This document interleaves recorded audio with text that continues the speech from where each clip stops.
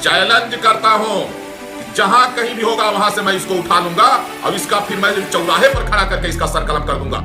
नमस्कार साथियों, आजकल रामचरितमानस पर बहुत बड़ा विवाद चल रहा है। पहले बिहार के शिक्षा मंत्री ने इस पर विवादित बयान दिया और अब स्वामी प्रसाद मौर्य बार बार रामचरितमानस पर विवादित टिप्पणी भी कर रहे हैं, विवादित बयान दे रहे हैं। भगवान राम जिन्होंने अपने जीवन में कभी कोई भेदभाव नहीं किया, उनके राज्य में सब एक समान थे। उन्होंने माता सबरी के झूठे बेर खाए। उनका सबसे अच्छा दोस्त निषाद राज एक आदिवासी था। उनके राज तिलक पर जो उनकी तरफ से एक स्पेशल गेस्ट आया था वो केवट था, जिसने उन्हें गंगा पार उतारा था। ऐसे भगवान राम के चरित्र पर वो लोग उंगली उठा रहे हैं जिनका कोई चरित्र ही नहीं है, जो खुद कभी किसी एक के नहीं है, और उनके समर्थक भगवान राम के चरित्र रामचरितमानस जैसे पवित्र ग्रंथ को जलाते हैं। और हद तो वहां हो गई जब रामचरितमानस जैसे पवित्र ग्रंथ पर उंगली उठाने वाले को पार्टी से निष्कासित करने की बजाय उसका पद बढ़ा दिया गया। तब मुझे समझ आया कि एक सोची समझी साजिश है नेताओं की, हिंदुओं को आपस में लड़वाने की, हमारे बीच आपस में विरोध फैलाने की और अपनी वोट बैंक बनाने की। लेकिन आज की जनता पागल नहीं है, वो जानती है कि उसके लिए क्या सही है।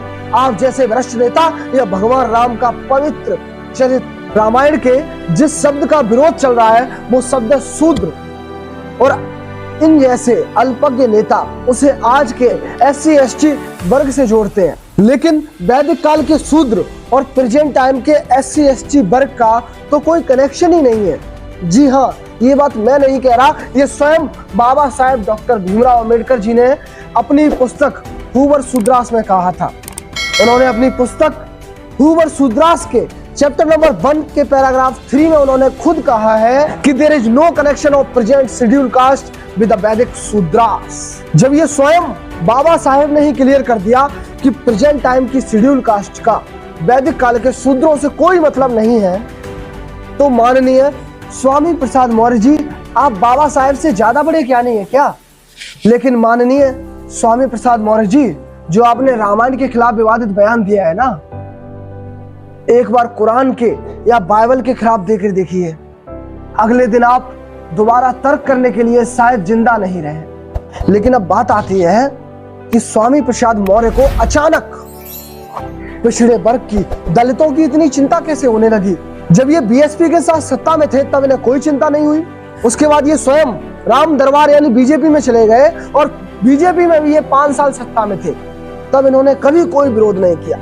फिर आज अचानक सत्ता में न होते हुए भी ये विरोध करने लगे, रामचरितमानस का विवादित बयान देने लगे। इसके पीछे क्या रीजन हो सकता है? तो देखो, इन्हें सब लोग भूल चुके थे, इनका पॉलिटिकल करियर खत्म सा था, चुनाव ये हार ही चुके थे और सुर्खियों में आने के लिए इन्होंने ये विवादित बयान दिया, क्योंकि इन्हें पता है कि जनता तो पागल है, हम जैसे बोल देंगे वैसे ही जनता मान लेगी।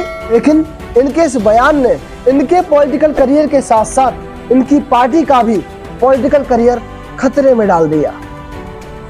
और 24 के और 27 के चुनाव में जनता इन्हें बता देगी कि राम के विरोध करने वालों को क्या मिलता है। आपका इसके बारे में क्या विचार है, कमेंट में बताइएगा।